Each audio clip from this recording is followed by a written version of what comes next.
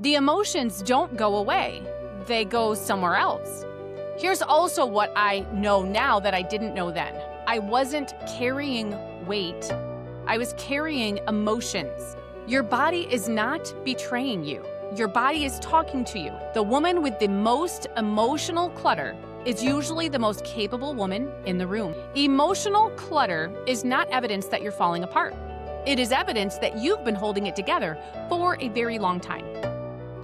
Well, I want to ask you something, and I want you to actually think about it before you answer. When was the last time that you felt something negative or bad? Like really felt it without immediately doing something to make it stop? Not pushed through it, not distracted yourself from it, not poured a glass of wine or picked up your phone or gotten busy with something that needed to get done, not told yourself to be grateful and move on. When was the last time you actually felt it, sat with it, let it be there? For most of us, the honest answer is going to be, I can't remember. And that's not a character flaw. There's nothing wrong with you. That's just what happens when you've spent years, decades maybe an entire season of life that doesn't leave a lot of room for feelings that don't have an immediate solution. You feel something and it's inconvenient. It might even be heavy, but you don't have the ability to get into it, and so you set it aside. You keep moving. And you do that enough times for enough years, and suddenly something starts to happen. The emotions don't go away. They go somewhere else. And today, we're talking about where they go. So let's jump in.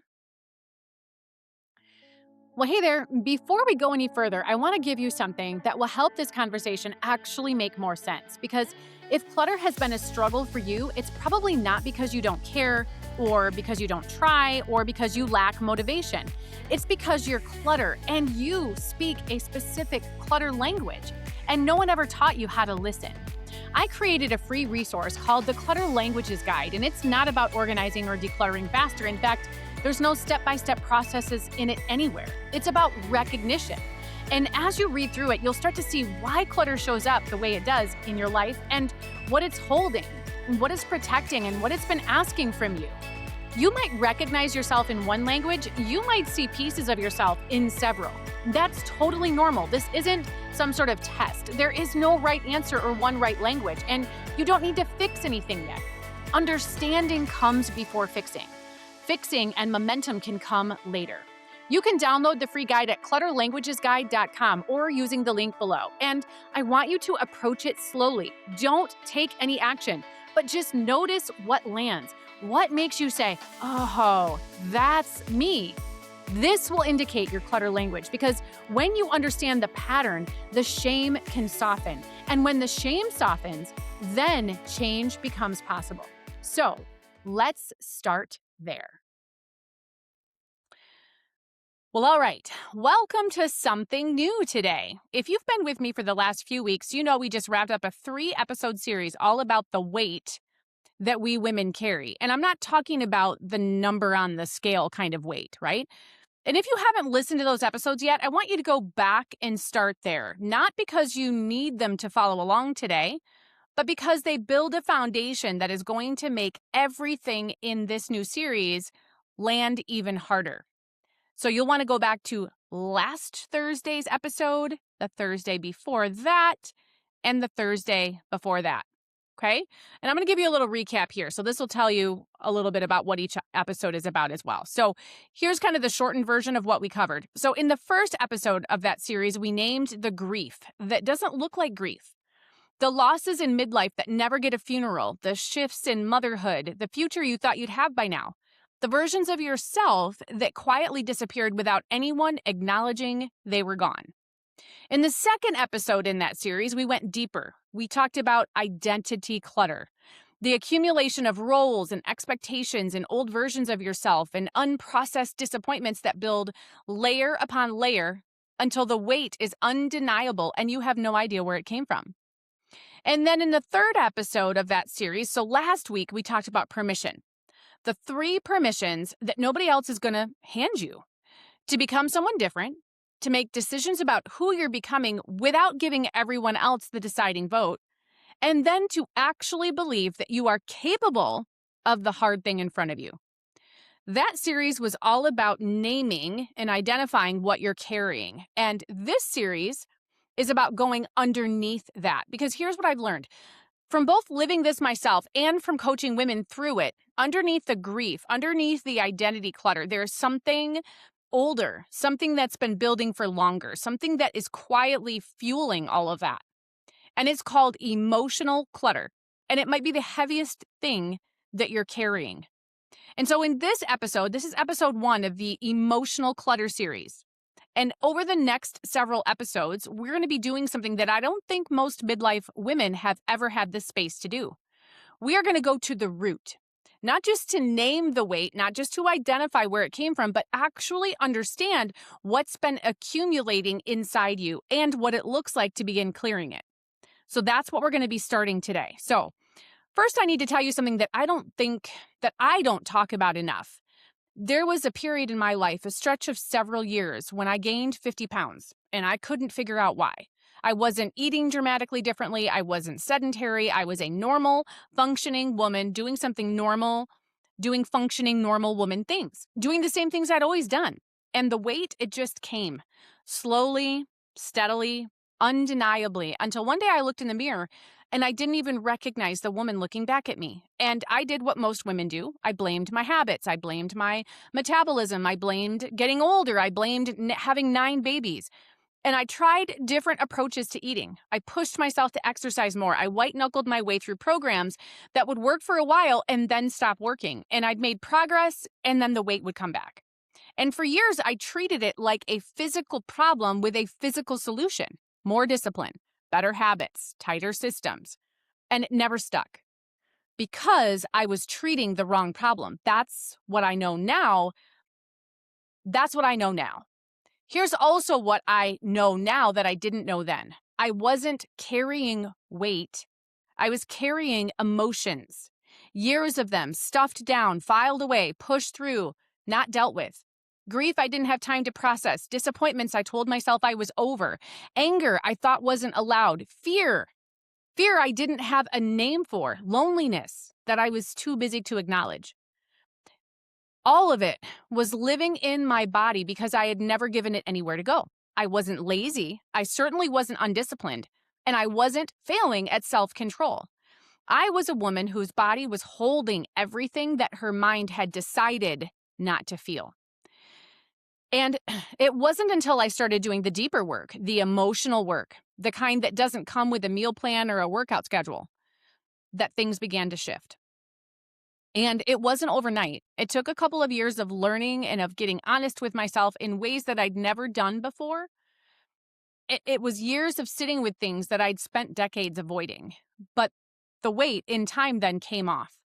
And it wasn't because I finally found the right program. It was because I finally started processing what I had been stuffing. And that journey, that slow, uncomfortable, deeply necessary journey is actually what led me into the world of coaching. I became a client first. I found someone who could help me see what I couldn't see on my own. And what I found in that process changed everything about how I understood myself and my body and the weight that women carry that is nothing to do with what they eat. And so that is what I want to talk about today. Not the physical weight, though I know some of you heard that story and felt something familiar. I want to talk about what's actually underneath that, the emotional weight, the kind that doesn't show up on a scale, but shows up everywhere else, in your relationships, in your reactions, in the exhaustion that sleep doesn't fix, in the tears that show up at strange moments for no clear reason, in the numbness that settles when you've been pushing feelings down for so long that you can't quite access them anymore. That is emotional clutter, and it is real, and it is heavy, and it has been with you likely longer than you realize. So let me define this. Emotional clutter is the accumulation of unfelt, unprocessed, unacknowledged emotions that have been set aside, intentionally or not, over months and years of a life in a season that didn't leave room for them. It's not the same thing as being emotional. It's actually the opposite. The woman with the most emotional clutter is often the woman who appears the least emotional. Let me say that again. The woman with the most emotional clutter is often the woman who appears the least emotional, the one who holds it all together, the one who handles things, the one who doesn't fall apart, the one everyone leans on because she is so steady and so capable and so reliably fine. Because she has learned somewhere along the way, maybe very early on, that there wasn't space for her feelings, that emotions were inconvenient, that other people needed her to be okay, that feeling things took long and it cost too much, that feelings, well, they could just wait. And so she waited and waited, and the feelings, with nowhere to go, went underground. That is how emotional clutter builds. And here's what I want you to understand, because this is the part that can begin to change things. Emotions are not optional. They don't disappear because you ignore them. They don't resolve because you're too busy to deal with them. They are biological. They are psychological. They are real in your body in the same way that hunger is real in your body. And just like hunger, if you keep ignoring the signal, your body finds another way to make itself heard. Sometimes that looks like anxiety, a low-level hum of unease that you can't explain, a sense that something is wrong even when nothing is obviously wrong. Sometimes it looks like irritability, snapping at your kids over something small, feeling a disproportionate reaction to a minor inconvenience, and then feeling guilty about it, without understanding that the reaction isn't really about the thing in front of you at all. Sometimes it looks like numbness, flatness, going through the motions quality to your days. You're present, but not quite there. You're functioning, but not feeling. You've been pushing things down for so long that the mechanism that pushes things down is now just on all the time. And sometimes, like it did for me, it shows up in your body in weight that you can't account for, in chronic tension, in exhaustion that isn't about sleep, in a body that feels heavier than it should, older than it should, more broken down than it should. Your body is not betraying you. Your body is talking to you. It's trying to tell you something that your mind has been refusing to hear. And that is not a weakness. That is wisdom. That's your nervous system doing exactly what it was designed to do, flagging a problem that needs your attention. The problem isn't your body. The problem is the backlog. So now, let me walk you through what emotional clutter actually looks like, because I think when you hear these categories, something is going to click, okay? So the first category is suppressed emotions. These are the feelings that you experienced consciously or unconsciously, and you chose not to feel them. The anger you swallowed because it wasn't safe or convenient. The sadness that you pushed down because there wasn't time. The fear that you dismissed because you told yourself to be strong.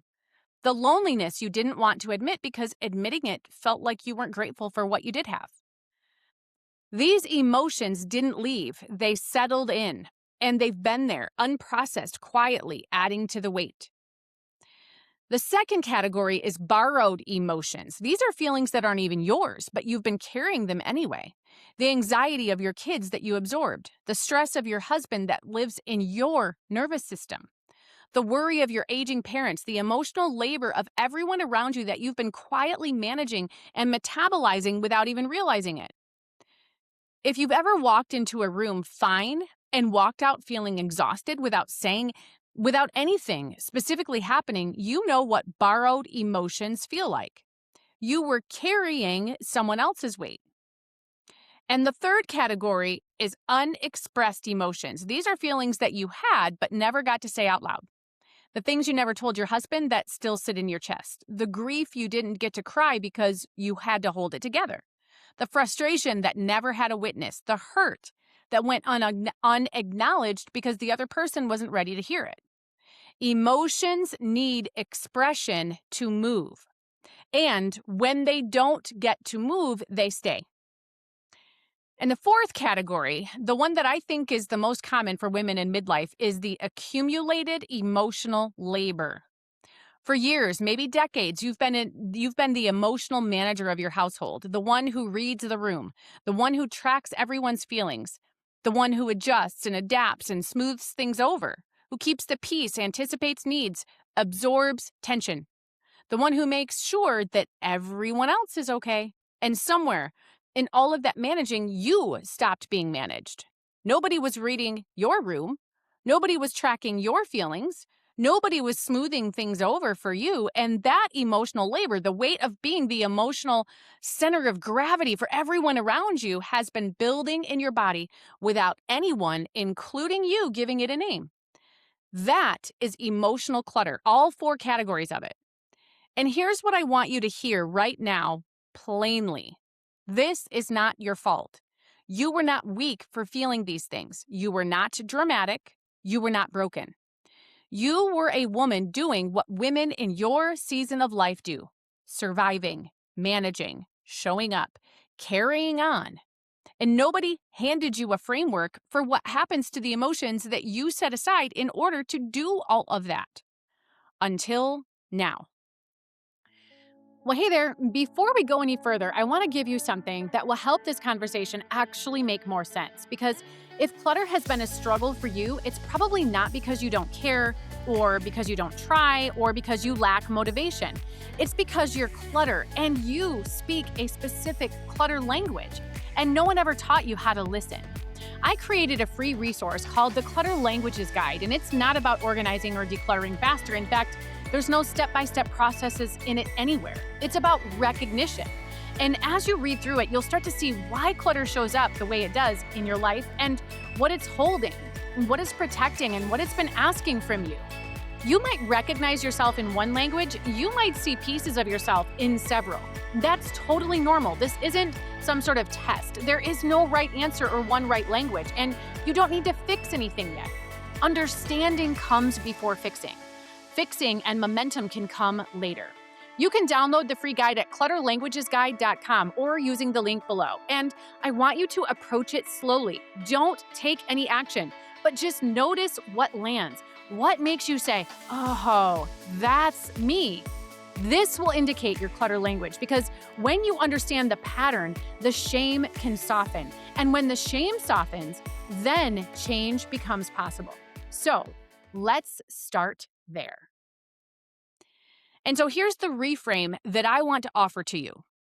Emotional clutter is not evidence that you're falling apart. It is evidence that you've been holding it together for a very long time. The woman with the most emotional clutter is usually the most capable woman in the room, the most reliable, the most steady, the one who showed up when everyone else fell apart. She isn't clutter-filled because she's weak. She's clutter-filled because she's been strong in a way that didn't leave room for her own humanity. And here's what I know to be true of you if you're this woman. You cannot carry this indefinitely, not because you aren't capable enough, but because no human being is built to hold this much without a release valve. The weight that I carried for those years, the physical, literal weight, wasn't a discipline failure. It was my body demanding a release valve that my mind refused to provide. Your body will find a way to get your attention. The question is whether you get honest with yourself before it has to get even louder. And the good news, and there is real good news here, is that emotional clutter is not permanent. It is not damage. It is not who you are. It is accumulated, and what accumulates can be cleared. Not all at once, not in a dramatic fanfare sort of way, not by blowing up your life, but by slowly, honestly, and with the right framework and the willingness to start seeing what is actually there. That clearing, what it looks like, how it happens, what it costs, and what it gives back, that is what this series is going to begin to show you, because today it was the beginning, and there is a lot more coming. So here are 3 things I want you to take with you today. 1, emotions don't disappear when you ignore them. They accumulate. They go underground. They show up in your body, your relationships, your reactions, in ways that often look like completely different problems. What you've been calling anxiety or irritability or exhaustion or numbness may actually be the backlog making itself heard. Number 2, the woman with the most emotional clutter is often the most capable woman in the room. This is not a weakness issue. This is what happens when you have been strong and steady and reliable for everyone else for a very long time without anyone managing the emotional weight for you. Number 3, what accumulates can be cleared.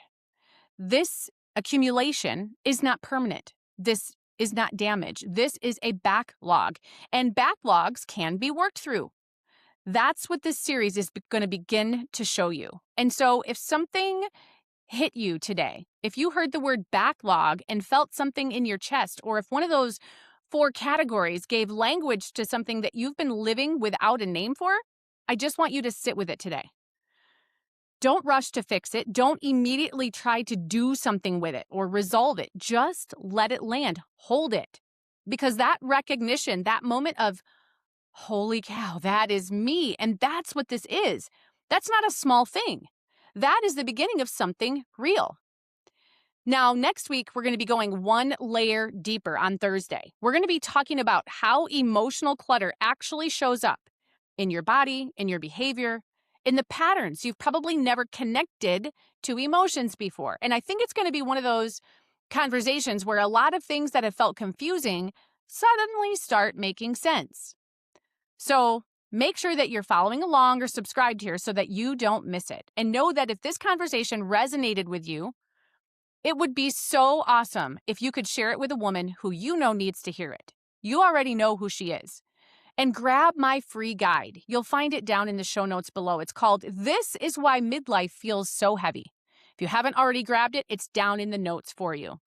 It's the perfect place to start if any of this hit home for you today. And know that I'll be back to carry this conversation forward next week, Thursday. Until then, lead yourself well, friend, and we'll talk soon.